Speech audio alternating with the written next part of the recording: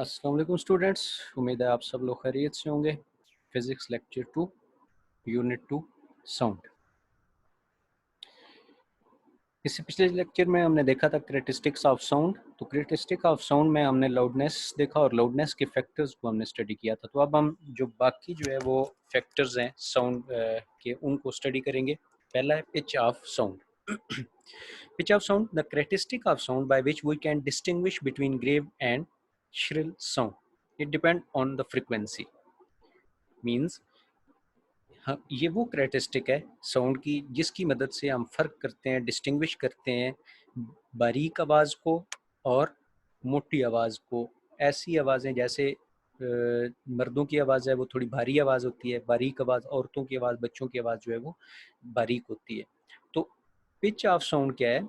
Pitch of sound फ़र्क करता है भारी आवाज़ में और बारीक आवाज़ में। अब बारीक आवाज़ में क्या होता है, उसकी फ्रीक्वेंसी ज़्यादा होती है, उसमें नंबर ऑफ़ वाइब्रेशन ज़्यादा होती हैं, जिसकी वजह से फ्रीक्वेंसी ज़्यादा होने की वजह से उसकी पिच ज़्यादा हो जाती है। जैसे बच्चों की आवाज़ है, जिस तरह औरतों की आवाज़ है, तो उसकी पिच जो है वो ज़्यादा होती है क्योंकि उसमें फ्रीक्वेंसी क्या होती है, ज़्यादा होती है। तो पिच किसके ऊपर डिपेंड करती है, इसका कौन सा फैक्टर है? ये फ्रीक्वेंसी के साथ, फ्रीक्वेंसी के ऊपर डिपेंड करती है। फ्रीक्वेंसी बढ़ती है तो पिच ऑफ साउंड भी बढ़ जाती है, फ्रीक्वेंसी कम होती है तो पिच ऑफ साउंड भी क्या होती है, कम हो जाती है। इसी तरह as frequency increase pitch of sound increase, pitch of women and children is high. इसके बाद है जी क्वालिटी ऑफ साउंड। क्वालिटी क्या होती है?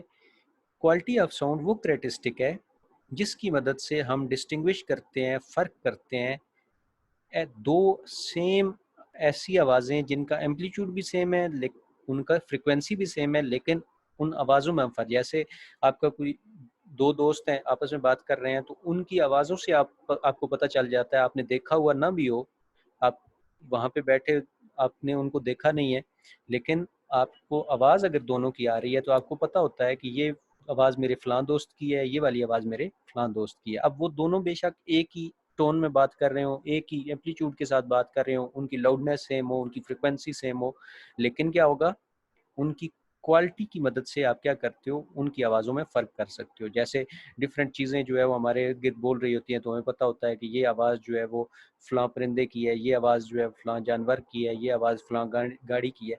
तो हमें किस चीज़ की मदद से पता चलता है, कौन सी क्वालिटी के, कौन सी जो है कैरेक्टरिस्टिक की मदद से, क्वालिटी ऑफ साउंड की मदद से। आवाज़ों की एम्पलीट्यूड सेम हो, फ्रीक्वेंसी सेम हो, लेकिन हम उनमें फ़र्क कर सकते हैं उनकी क्वालिटी ऑफ साउंड की वजह से।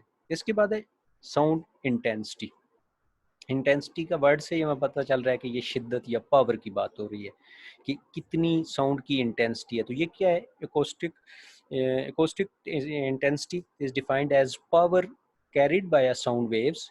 वो पावर जो साउंड वेव्स के पास होती है जब वो किसी यूनिट एरिया के अंदर से पास करती हैं जो उन आवाज़ों की वेव्स के परपेंडिकुलर पड़ा हुआ है।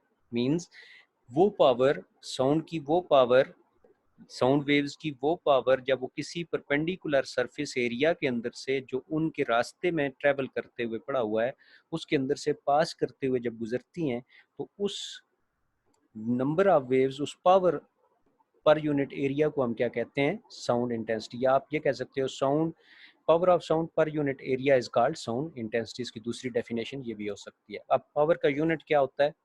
पावर का यूनिट वाट, एरिया का unit metre square. Watt per metre square is the unit of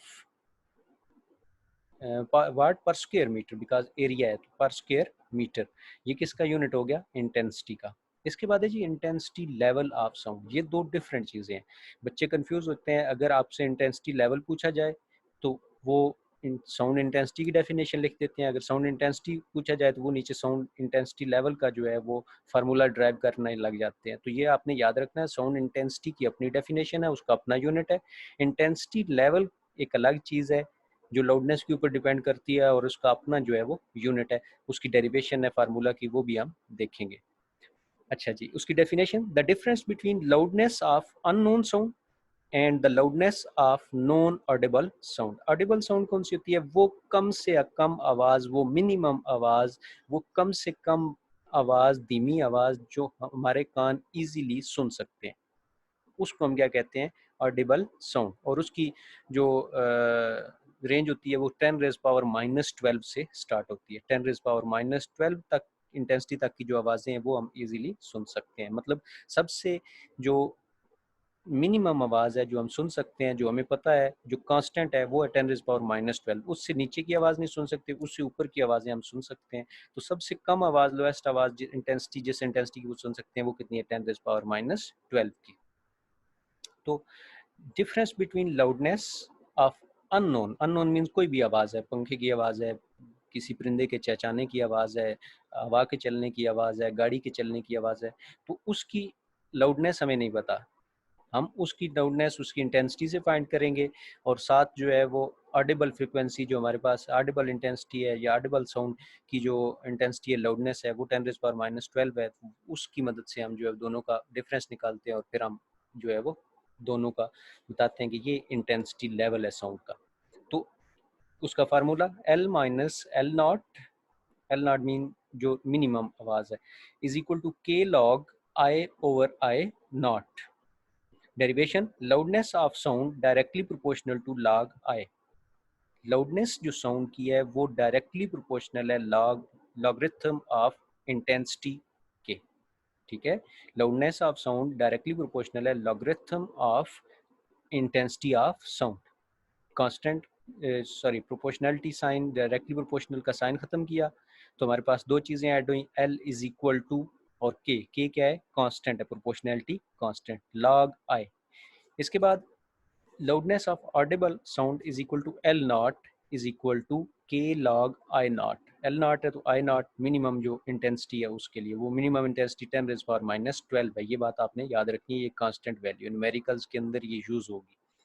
difference निकालना है, तो जो हाई आवाज़ है, जो ज़्यादा आवाज़ है, अननोन आवाज़ है, loudness L minus L0 is equal to, दोनों का जो फार्मूला था K log I minus K log I0। K common ले लें, ब्रैकेट लगा के log I minus log I0। यहाँ से लॉगरिथम की एक प्रॉपर्टी है कि जब भी log कि दो जो है वो वैल्यूज़ आ जाएं, दोनों के साथ लॉग हो और दरमियान में माइनस हो, तो हम सिंगल लॉग के साथ उनको क्या कर सकते हैं? डिवाइड करके लिख सकते हैं। L minus L0 is equal to K log, अब दरमियान में ब्रैकेट के अंदर log I minus log I0 था, तो हमने log एक दफ़ा लिखा, और माइनस की जगह हमने क्या लगा लिया? log को एक दफ़ा लिख के I ओवर I0। और इसका जो लार्ज यूनिट है वो क्या है? बेल। बेल्स जो है वो जो साइंटिस्ट था जिसने जो है वो टेलीफोन की ईजाद की थी, बेल, ग्रैम बेल, उसके नाम पे जो है वो यूनिट रखा गया। जो स्मॉल यूनिट हम यूज़ करते हैं वो है डेसीबेल। डेसीबेल क्या होता है? डेसी होता है 10⁻⁻1। तो 10⁻⁻1 अब हमने लगाना था, तो 10 के साथ मल्टीप्लाई भी कर दिया पूरी वैल्यू को, तो हमारे पास फार्मूला क्या बन गया? L minus L0 is equal to 10 into K log I over I0, और साथ ही यूनिट क्या है? डेसिबल। डी स्मॉल होता है, बी कैपिटल होता है। थैंक यू स्टूडेंट्स, मिलते हैं एक नए लेक्चर के साथ, तब तक के लिए अल्लाह हाफिज़।